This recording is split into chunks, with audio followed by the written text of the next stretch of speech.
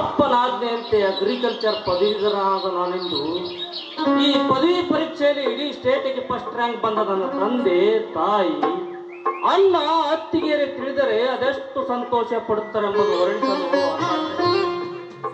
ಶ್ರೀರಾಮಚಂದ್ರನ ಪ್ರತಿರೂಪನಾದ ನನ್ನ ಅಣ್ಣ ಹೊಟ್ಟೆ ತುಂಬ ಹುಗ್ಗಿ ಹೊಡೆದು ಹಿಗ್ಗಿನಿಂದ ಹಾರಾಡುವನು. ನಾನು ಕೂಡ ಹಳ್ಳಿಗೆ ಹೋಗಿ ಅಣ್ಣನ ಒಡಗೂಡಿ ಮಣ್ಣಿನ ಮಗನಾಗಿ ದುಡಿದು ರೈತನೇ ರಾಷ್ಟ್ರದ ಬೆನ್ನೆಲುಬು ಎಂಬ ಮಾತಿಗೆ ಒತ್ತು ಕೊಟ್ಟು ಎತ್ತಿ ತೋರಿಸುವೆ ಪ್ರಗತಿಪರ ರೈತನ ಮಗನಾಗಿ ಬಾಳುವೆ. ಓಹೋ, ಊರಿಗೆ ಹೋಗುವ ವೇಳೆ ಆಗ್ತಾ ಬಂತು. ಈ ರಜನಿ ಇನ್ನೂ ಬರಲೇ ಇಲ್ವಲ್ಲ. ಈ ಪಟ್ಟಣದ ಹುಡುಗಿಯರ ಪಾಡೇ ಇಷ್ಟು, ಹೇಳೋದೊಂದು ಮಾಡೋದು ಮತ್ತೊಂದು. ನನ್ನ ರಜನಿ ಹೆಸರಿನ ತಕ್ಕಂತೆ ರಜನಿ ಏನವಳ ಸೌಂದರ್ಯ! ಬ್ರಹ್ಮ ಸೃಷ್ಟಿಯಲ್ಲಿ ಇದೊಂದು ಅನರ್ಘ್ಯ ರತ್ನ. ನನ್ನ ರಜನಿಯನ್ನೇ ನನ್ನ ಬಾಳ ಸಂಗಾತಿಯಾಗಿ ಮಾಡಿಕೊಳ್ಳಲು ನಿರ್ಧರಿಸಿರುವೆ.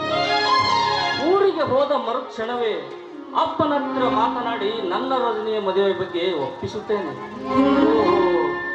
ಮಾತನಾಡುವಷ್ಟರಲ್ಲಿ ರಜನಿನೇ ಬಂದು ಬಿಟ್ಟಳಲ್ಲ.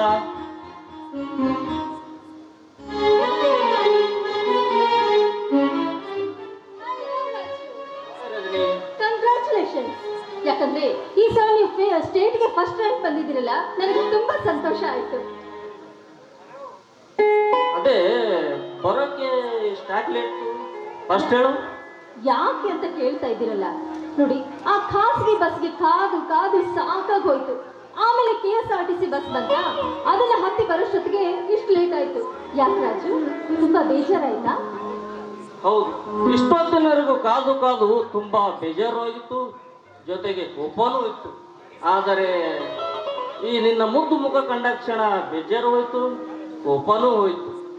ರಜನಿ, ಒಂದು ನಿಮಿಷ.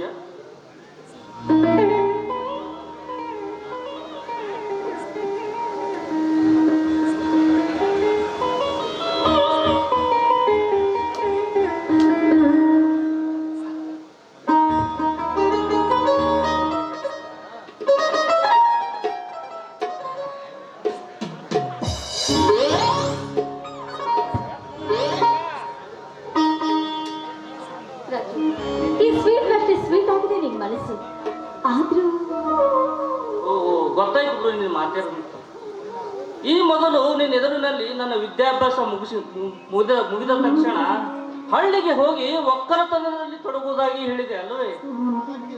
ಅದಕ್ಕೆ ನಾನು ಹಳ್ಳಿಗೆ ಹೋಗಿ ಅಣ್ಣ, ಅತ್ತಿಗೆ, ಅಪ್ಪ, ಅಮ್ಮ, ಹೊಲ ಗದ್ದೆಗಳ ಪ್ರೀತಿಗಳಲ್ಲಿ ಮೈ ಮರೆತು ಎಲ್ಲಿ ನಿನ್ನನ್ನು ಮರೆತು ಬಿಡ್ತೀನಂಬ ಅನುಮಾನ ಅಲ್ಲವೇ?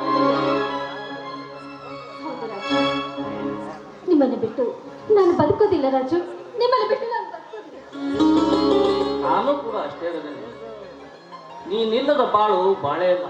ನಿನ್ನ ಮನಸ್ಸಿನಲ್ಲೇ ಏನಾದರೂ ನನ್ನ ಬಗ್ಗೆ ಅನುಮಾನವಿದ್ದರೆ ಅದಕ್ಕೆ ಆಸ್ಪದ ಕೊಡದಿರು.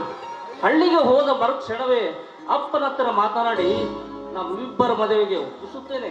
ಒಂದು ವೇಳೆ ನಿಮ್ಮ ತಂದೆಯವರು ನಮ್ಮ ಮದುವೆಗೆ ಒಪ್ಪಿಗೆ ಕೊಡದೆ ಹೋದ್ರೆ? ಹಾಗಾಗಲಾರದು ರಜನಿ. ನನ್ನ ತಂದೆ ತಾಯಿ ಬೇರೆ ಕಡೆ ಕನ್ಯೆ ನೋಡಿದರೆ ಅದನ್ನೆಲ್ಲ ಕ್ಯಾನ್ಸಲ್ ಮಾಡಿ ನನ್ನ ಇಚ್ಛೆಯಂತೆ ನಡೆದುಕೊಳ್ಳುವ ನನ್ನ ಅಣ್ಣ ಶಿವಣ್ಣ ಇದ್ದಾನೆ. ಅವನಿಗೆ ಹೀಗೆ ಅಂತ ಒಂದು ಮಾತು ಹೇಳಿದರೆ ಸಾಕು, ನಮ್ಮ ಕಾರ್ಯ ಕೈಗೂಡಿದಂತೆ.